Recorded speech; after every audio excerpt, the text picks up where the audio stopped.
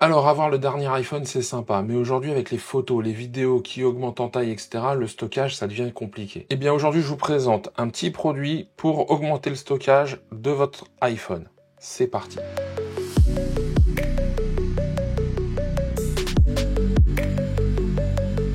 Bonjour et bienvenue sur la chaîne Les Tests de Cyril. Ici, on parle de tech, audio, photo, vidéo, d'Apple aussi. Et donc, ici, on va mixer un peu la tech, Apple, l'iPhone. Les iPhone 16 sont sortis. J'espère que vous avez pu voir la vidéo de présentation que je vous en ai fait. Je l'ai pris en main, j'ai fait quelques tests, des comparatifs. Vous me direz ce que vous en pensez. Mais surtout, on va pas se cacher. Aujourd'hui, un iPhone 16 Pro Max commence à 256 Go, mais avec des photos qui pèsent 50 mégas, quand on fait du 48 mégapixels par exemple, avec des vidéos 4K 120 qui vont peser rapidement plusieurs gigaoctets, ça risque d'être compliqué de vouloir tout mettre là-dedans, et en plus, ça va coûter un peu cher. Et donc, il existe des solutions alternatives. Alors, cette solution, c'est Zyke qui me l'envoie. Zyke, c'est une société qui m'a contacté pour tester des produits de chez eux. Et donc là, c'est un produit qui étend la mémoire de votre smartphone. Alors, de votre smartphone, attention, là, il y a marqué que c'est pour iPhone 15. J'ai posé la question, comme c'est de l'USB-C, ça doit être compatible iPhone 16, on va le vérifier. D'accord? Mais donc, plutôt sympa. Là, j'ai eu le modèle en 512 Go, ils vont de 128 à 1 Tera. D'accord? Donc ça, c'est vous qui choisissez forcément à chaque fois. Le prix augmente en conséquence. Donc, on va faire simple, on va faire rapide et efficace. Je vais vous montrer à quoi ça ressemble. On peut y stocker plein de choses. Ça va être reconnu comme un disque externe, comme un disque qu'on pourrait utiliser avec un câble en USB-C. Sauf que là, c'est un peu plus intégré, un peu mieux, je pense, pensé pour l'ergonomie de l'iPhone. Donc voilà, je viens de l'ouvrir. Ils annoncent de la lecture en 130 MB par seconde et 120 MB pour l'écriture. Ok, donc, hop, voilà le packaging. J'ai 3 éléments, je vais vous les montrer. Donc j'ai terminé de déballer. Voici le premier produit, donc le voici, et on va le voir après en fonctionnement. Et j'ai 2 câbles juste derrière, ça je vais vous montrer à quoi ça sert. Donc tout simplement, on prend l'iPhone, hop, je prends l'iPhone, je prends ma partie ici, tac, donc c'est de l'USB-C, et là c'est génial parce que ça s'allume, et une fois que ça s'allume, boum, voilà, on a des infos. Donc là-dessus, voilà, on voit bien le 512, on voit les watts, etc., etc. Franchement, c'est tout de suite reconnu. Donc moi, je vais aller dans Fichier, voir si ce disque externe quelque part est reconnu. Ça tombe bien, il l'est. Hop, Z Drive, c'est mon stockage supplémentaire. Donc ça fonctionne bien. Ok. Donc à quoi ça sert? On va pouvoir transférer des fichiers pour libérer de l'espace sur notre smartphone. On va pouvoir s'en servir pour faire du swap, c'est-à-dire les fichiers dont j'ai pas besoin, je peux les mettre dessus et après les remettre, etc.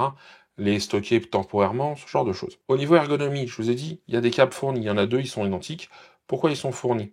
Parce qu'on peut faire autre chose en fait. On peut le mettre différemment. Ça, c'est vous qui choisirez en fonction de ce que vous avez à faire.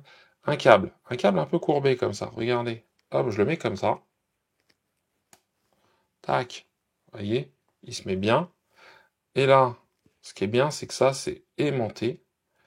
Et en plus, voilà, tac. Donc voilà, donc là, ce qui est super cool, c'est que c'est vachement bien intégré, d'accord? Donc là, vous voyez, il redémarre, il est reconnu, et ça marche bien. Franchement, il n'y a rien qui bouge. Maintenant, je vais faire un test d'enregistrement vidéo, on va voir ce que ça donne. Ça va être aussi très intéressant pour quelle partie? Pour la partie pour ceux qui font des vidéos et qui voudraient donc faire du ProRes RAW, et à chaque fois l'iPhone réclame du stockage externe pour ça. Donc je me suis mis en je me suis mis en mode vidéo, et donc là, hop, je vous montre ici.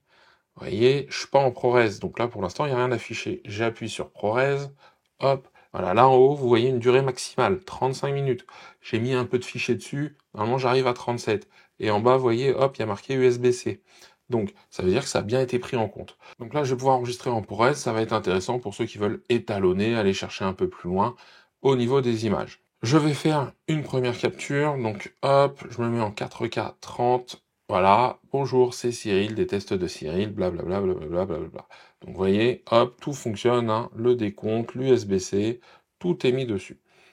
Une fois que j'ai fini de l'enregistrer, bah, j'arrête, tac, ça s'enregistre, c'est OK. Là, comme j'étais en 30 images par seconde, il me dit qu'il reste 71 minutes. OK, je me mets en 4K 60, je refais la même chose. Bonjour, c'est Cyril des tests de Cyril, welcome. Nous sommes en train d'essayer l'extension donc Zyke pour la mémoire des iPhones avec USB-C. Et donc là, hop, ça fait 20 secondes, même pas 15 secondes que je l'utilise. Ah, là, il me dit que la vitesse d'enregistrement est lente. La vitesse d'écriture du périphérique de stockage externe n'est pas suffisante pour enregistrer en externe. Alors, en 4K 60, il semblerait que la vitesse d'écriture soit pas assez rapide et donc, bah, on se retrouve avec une lenteur et derrière, bah, ça me désynchronise le son, l'image, c'est un peu de saccade, c'est un peu dommage. Alors, on a vu le test. Ce qui est, je trouve aussi intéressant, là, je vais le retirer hein, par rapport à ce qui était mis. Donc, on a vu qu'on pouvait le mettre de cette manière-là. Moi, je vais le remettre de façon plus classique. Vous voyez, ça rajoute très peu de poids et donc un peu de stockage. C'est que ici, il y a de l'USB-C. Et donc, qui dit USB-C dit possibilité de recharger. Là, j'ai pris mon câble. Donc, ce qui est intéressant, c'est quoi? C'est que le signe a changé. C'est-à-dire que ça clignote en bas, ça montre que c'est en charge. Sinon, il montre que ça se décharge. Il m'indique que je suis avec du 2 ampères. Enfin voilà, 17 watts, etc., etc. Et c'est ce qui m'indique aussi mon câble. À peu près, hein, on est toujours à 2-3 watts près, mais je trouve ça plutôt intéressant. Voilà, c'était hyper rapide hein, parce que c'est très simple comme produit à utiliser. Maintenant, ce que je vous propose, c'est qu'on passe à la conclusion sur ce produit. Alors, ça fait quelques jours que j'utilise cette extension. Hein, donc là, vous voyez, il n'est pas branché ni rien. Je vais vous faire un retour d'expérience dessus. Alors, premier point, bah, ça fonctionne plutôt pas mal, hein, c'est vite reconnu. J'aime bien le petit port là pour pouvoir recharger à chaque fois, ça c'est cool parce que comme ça on peut vraiment mettre des choses en route, c'est-à-dire plusieurs actions, enregistrer dessus et en même temps charger son smartphone. Donc, quand on est un peu tête en l'air et qu'on n'a pas le smartphone chargé, ça peut être pas mal. Ensuite, bah écoutez, 512 Go, c'est correct. Donc forcément, hein, là je triple entre guillemets la capacité de stockage de l'iPhone. Maintenant, il y a des usages que je trouve très intéressants, il y en a d'autres, c'est un peu plus restrictif. Alors, le premier point, et ce à quoi on pense tout de suite, hein, bah, c'est pour la vidéo, forcément. Ça, on l'a sur la vidéo, c'est cool. C'est-à-dire que, bah oui, on se dit quoi? On se dit que ce produit, eh bien, il va nous permettre de pouvoir tout enregistrer. Moi, j'ai enregistré avec l'iPhone 16 Pro Max du ProRes HDR en 30 images par seconde. Pas de problème, le fichier, il est bien là, etc. Là où il y a un gros bémol, c'est quand même en ProRes HDR 60 images par seconde. Bah forcément, on double les images. Et donc, bah là, malheureusement, le fichier est bien là, mais il y a un peu de saccade et il y a une désynchronisation son-image. Donc voilà, j'ai contacté la marque. Ils préfèrent et ils préconisent que ce soit fait en 30 images par seconde. 30 images par seconde, ça va, hein, si on n'a pas besoin de faire des ralentis, on peut très bien s'en sortir. Et moi, c'est ce avec quoi je tourne la plupart du temps. Mais donc, bah voilà, faut le savoir. Ça, c'est un bémol là-dessus. Ensuite, ce qui est intéressant aussi, c'est que ça, bah, je peux l'enlever de mon iPhone, bien évidemment, et je peux le brancher sur mon ordinateur.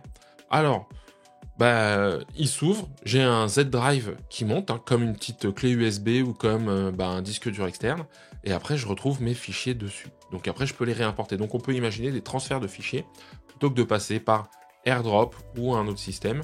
Mais donc ça fonctionne, il a été reconnu.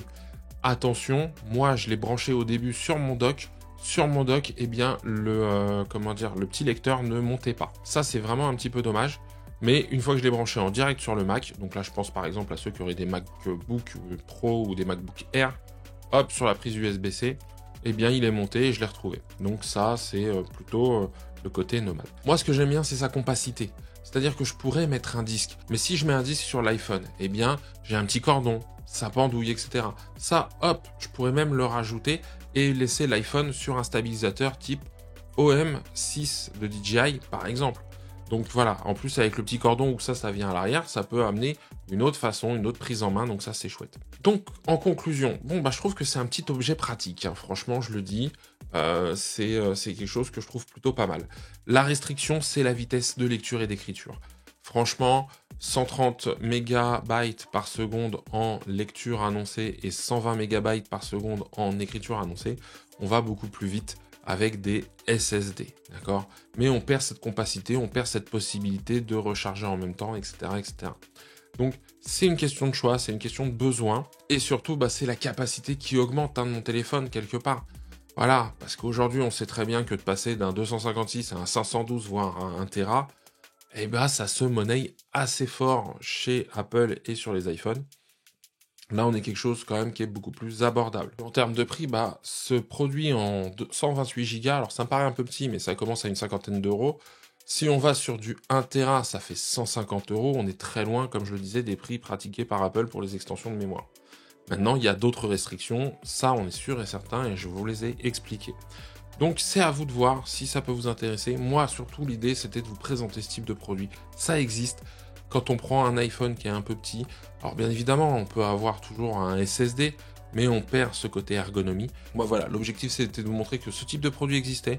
Il y en a peut-être des plus gros, avec plus de capacité, plus de vélocité, de rapidité. Et celui-là, je pense que c'est un bon rapport qualité-prix. Et puis franchement, je le dis, là, vous voyez, je l'ai en main. C'est tout léger, c'est vite transportable, ça peut être intéressant. Voilà, j'en ai terminé avec la présentation de ce produit.